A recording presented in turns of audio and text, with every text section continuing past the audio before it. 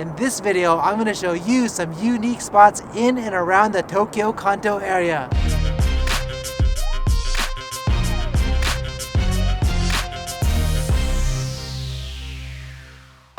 So we're gonna switch it up a bit in this one, and I'm taking you on a journey all throughout Tokyo, the Kanto region like Kanagawa, Saitama, Chiba, plus even a visit to Fukushima. Thanks to the Kanto Transportation Bureau for helping me out on this one. I'm definitely gonna hit up some local favorites, and then we're gonna go off the tracks to some spots that many travelers don't know about. That said, buckle up, strap in, because this is gonna be a bullet train-like adventure through the Kanto region, and it's only fitting that we start in Tokyo at my home station, Shibuya. Shibuya Scramble Square. So if you're looking for a spectacular view in Tokyo, then you don't need to go further than Shibuya Scramble Square. It's actually one of the newest buildings in Tokyo, and it has an amazing view. Oh, I'm so excited for this. Let me show you right now. Let's go! Alright, so I got my ticket. Let's go to the top. Shibuya Sky is perched on the 47th floor of this newly built Shibuya Scramble Square building, where you can enjoy at 230 meters up a 360-degree panoramic view of all of Tokyo. Wow, what an amazing view. We're not even at the top right now, and it's just so crystal clear from up here. You can actually walk around this entire place. It has these huge glass window panes that you can see the entire city. And it's quite amazing because I live in Shibuya and I know all the little different parts that I go to. It's nice to see everything from a bird's eye view. It's just such an amazing experience. And if you want to get your drinky drink on, then you can come here and order drinks. Then you bring your drinky drink and sit here. There's seats all along here, and you can check out the view just right in front of you. Alright, we're on top of the world. Look at this, all of Tokyo behind me. This is such an awesome view. Check it out. Oh, like my heart is kind of beating a little bit fast on how high we are right now. My breath has been taken. Oh, and for those of you looking to catch a night view, Shibuya Sky is open till 11 p.m. Team Lab Borderless. Team Lab is the world's first digital art museum, and it's located at Pallet Town in Odaiba. So we're back with a fan favorite. We've been here before, but I had to show you guys again. One of the things you'll find about Team Lab Borderless is that they have a whole bunch of hidden rooms. So you have to go and wander around, and each room is quite different, as you can see from this room. The thing is, you might not actually find some of the rooms, so you have to go and explore and wander around. And that's kind of the beauty of this place. 2121 design site. Kind of looks like a museum, but it's actually not. You can see a lot of different designs that they've come up with. So let me show you around this place because it's pretty cool.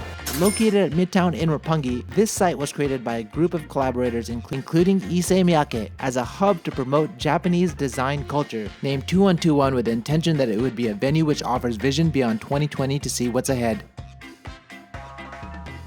Wow, it's so interesting to see all these different designs in the displays, all made by Japanese designers, and they have a description for all of them so you can see how they made every single one of these pieces. And check out these little mini chairs.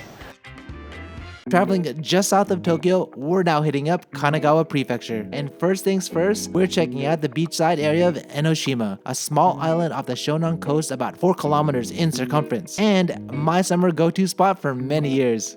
Benzaiten Nakamise Dori. If you're coming to Enoshima, then you're definitely going to have to check out Enoshima Shrine and this shopping area right behind me.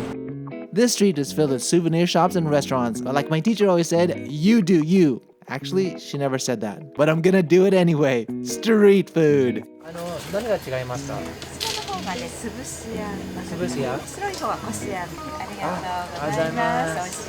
So this particular manju stop has more than 200 years of history perfecting their craft, and what better way to start our ascent than to get some traditional street food.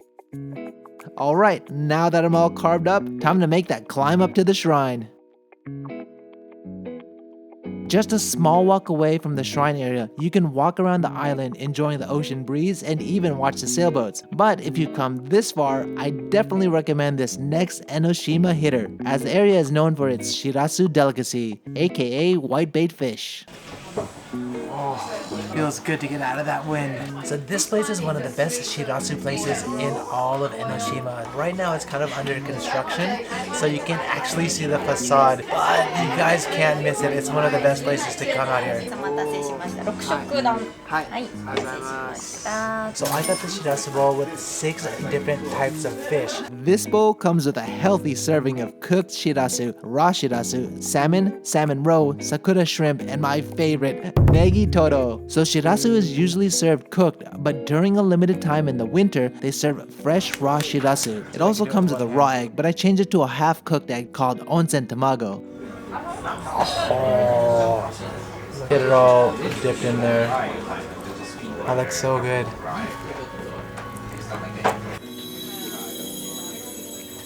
That is so good. The egg make is super creamy with like the buttery negitoto on top of the nicely cooked rice. I think I even got like some pieces of salmon roe in there, some ikura. Oh, I just love how like the saltiness just pops.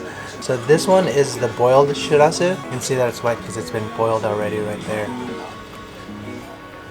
For being such a little fish, you can taste all of the flavor in there. When it's compared to the raw shirasu, you can see just a little fish right there.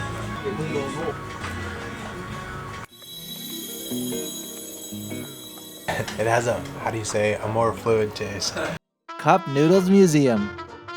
So if you're in Yokohama, you're definitely gonna have to check out the Cupnoodles Museum. Let's go inside.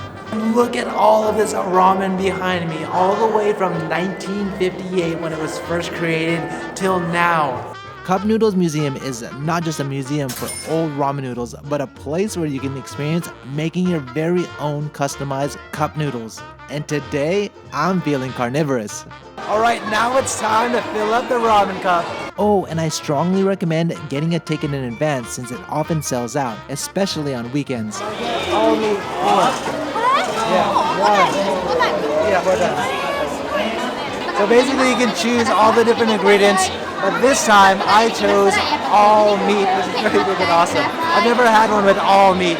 Alright, so I like to keep my goals ahead of me, but maybe by the time you watch this, we've already reached it. Either way, thank you again for subscribing and being a part of this channel. Alright, check it out. I got my finished cup of noodles. It's a meat lover's paradise. All meat, all ingredients, all the time. Now I got my meal. Let me take you to the next spot. Noge. We're in Yokohama's Noge Street right now, and this place is known to have a bunch of little bars that you can come to at night. And in fact, it's a great bar hopping location if you're really looking for it. So let me show you around. So yes, Yokohama is known for its glitzy new entertainment area like Minato Mirai. But on the other side of Sakuragicho Station, there's a hidden drinking alley that many locals and salarymen alike love to frequent. Alright, so there's actually a lot of bars in this area as you guys can see walking through. But this one is actually pretty cool because it has kind of that like old school nostalgic vibe. There's just a lot of different like little kind of antiques and just like memorabilia from Japan that you can sit and enjoy like a nice cold beer like this. Now let's head up north to Saitama.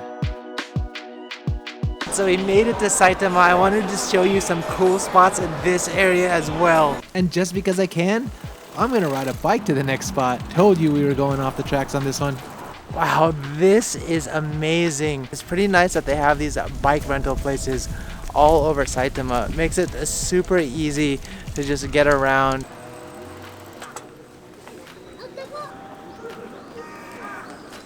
Oomiya Hikawa Shrine. So this is the main Hikawa shrine out of 280 Hikawa shrines spread across the Kanto region, and it has a 2400 year history. In fact, the shrine is so special that the surrounding area was named after it. Oomiya, which means great shrine. And with a backdrop of giant 500-year-old trees, it's a perfect setting for those of you who love shrines. Kawagoe Kumano Shrine. So I wanted to quickly show you guys a Kumano shrine, and Kumano shrines are marked by this crow behind me. Crow is unique as you can see that it has 3 legs, and the legs actually represent the sky, earth, and the people.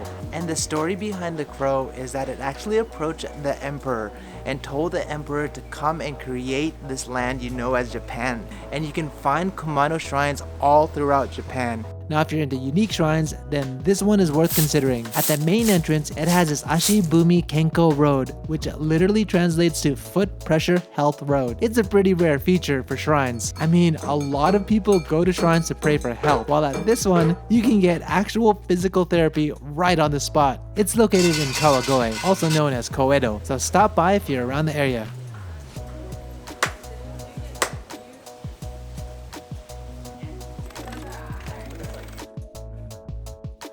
Bonsai Art Museum.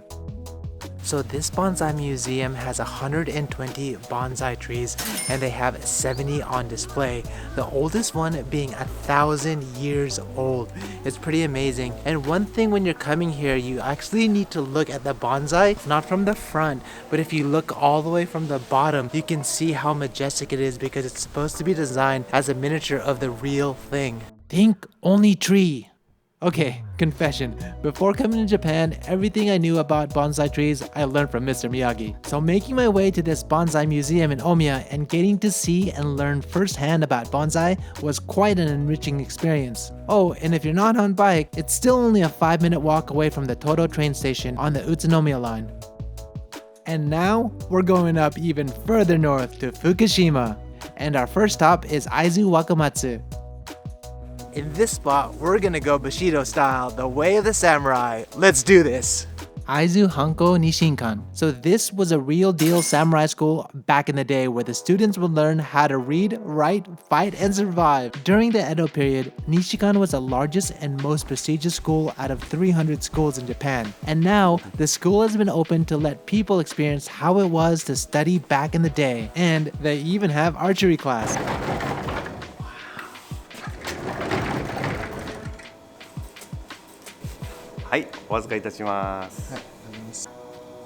Alright, you can even try the bow and arrows here. Let's do this. Silence, everyone. This is where form meets function. Yatta! And for those of you who want to get your brush wet, you can create your own traditional akabeko, Fukushima's most famous craft and symbol of the Aizu region. This is so cool. I get to paint my own akabeko. Aka means red and beko means cow, and so these cows are known to be strong and healthy creatures that endure a lot of pain and hardships. And so what basically you do is you paint it and it's supposed to receive all of the negative energy and all the bad things in your life. Alright, I finished my akabeko. Hopefully he'll receive all of the mean comments. OouchiJuku. So right now we're in OouchiJuku, and if you look around, these houses have been around since the Edo period. And what sets them apart is if you look at the roofs, all of the roofs are made out of thatch. So during the Edo period, OouchiJuku was a city situated on the important route connecting Aizu and Nikko. Many travelers would come through this location to rest mid-journey. Despite being the mountains, the city flourished. These days, you can simply stroll in the area to enjoy the view or experience the traditional thatch shops for souvenirs and such. Wow, this place is amazing. You really feel like you've transported back into time. 寒くないですか？寒くない。あ、暖かいよ。暖かいですか？いいね。But today, I've got that traveler's hunger. And fortunately for me, OouchiJuku specializes in a unique negi soba where you're supposed to eat the soba with a fresh, giant green, long onion. Yeah, boy! Look at this, it's so nice. They have a kotatsu here. It's a heated table, meaning that underneath the table it's heated and they have this little blanket that just covers your legs. Alright, the food has come. You can see that takato soba comes with a negi. Look at that, look how big that is. And basically you can use it to mix it all around. And then on top of it you have some daikon, oroshi. And on top of that you have some bonito flakes. And the way you're supposed to actually eat this is you're supposed to take some of the soba noodles and you're supposed to eat it with the onion. Go like that, dip it in.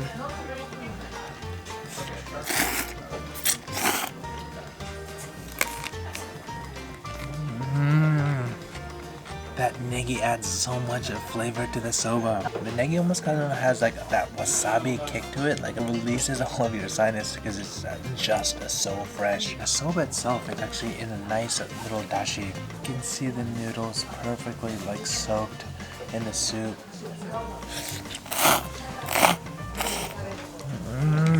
As you get higher and higher up the negi, you can feel the spiciness.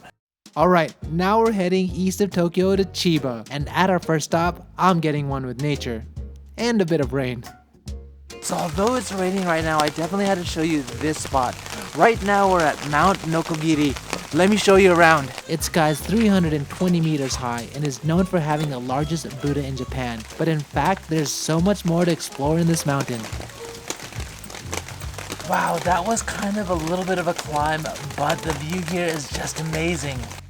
So this is Hyaku Shaku Kanon, the deity of great mercy and love. Shaku is an old measurement in Japan. Hyaku means 100, and so one shaku being 30 centimeters makes the carving about 30 meters tall. So alright, so we made it to the top. If you look down, it's super scary. And I'm actually scared of heights, so I don't really want to look down. But for you guys, let's do it. Let's go. Jigoku no Zoki. Literally translated, it means peering into hell. This viewpoint is about 100 meters high and super scary. But on a cloudy day like today, you kind of feel like you're floating above the clouds. When it's sunny though, you can get a great view of Tokyo Bay, Boso Peninsula, and even Fuji Mountain. And this is the largest Buddha in Japan, Yakushi Ryuruko Nyorai. It towers at 31.05 meters and it took 3 years to create. The second largest Buddha in Japan is more than 10 meters shorter at about 18 meters tall in Nara. And so here we are, our last stop of the journey, Michinoeki, Hota Shoggako. So this place is called a Michinoeki, which is kind of like a place for cars to stop, like a rest area. And so what's interesting about this place is that it's an elementary school that's been converted into a rest stop. If you look just behind me, you can tell that it's an elementary school here in Japan.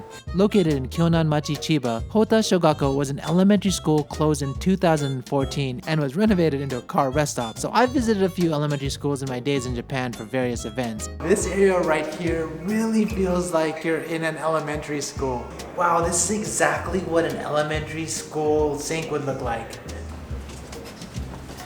And what's interesting about this place is that on the second floor you can actually sleep here. They actually have hotel rooms that look like elementary school classrooms. On the first floor they have 5 restaurants offering different types of food. And since it's a rest stop, I definitely can't pass up on some food. I'm so hungry, time to get some pizza. But check this out, they have a real stone oven just right behind me. It's crazy to think that this used to be a classroom and now it's a pizza restaurant.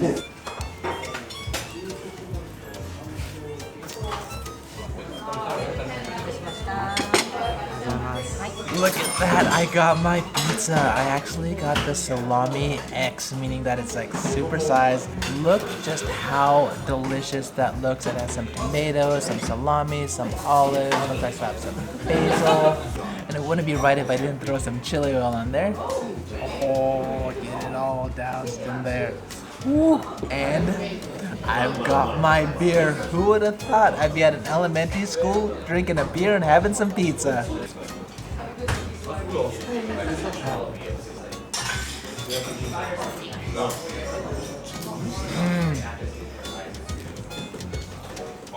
Oh, the mozzarella goes so well with that salami.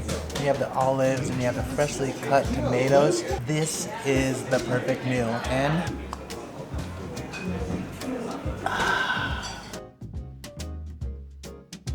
in fact, like many rest stops, this place has a ton of souvenirs to bring back home. Even the gymnasium has been converted into a market where you can buy local vegetables and goods. Look, they even have rice here. Looks like the guy's mouth is open with rice. All sorts of sake as well. Alright, so that concludes my tour of Tokyo and the Kanto area. If you guys like this video, help me out and hit that like button. If you want to see what I'm doing on the daily, check out my Instagram account. If you want to help support the channel, then definitely check out the Tokyo merch. And if you have any questions about Japan or your Japan travels, check out the Discord community. Links are always in the description. And finally, if you want to see more guides about Japan or Tokyo or anything like that, hit that subscribe button and the bell button, and I'll catch you guys in the next one.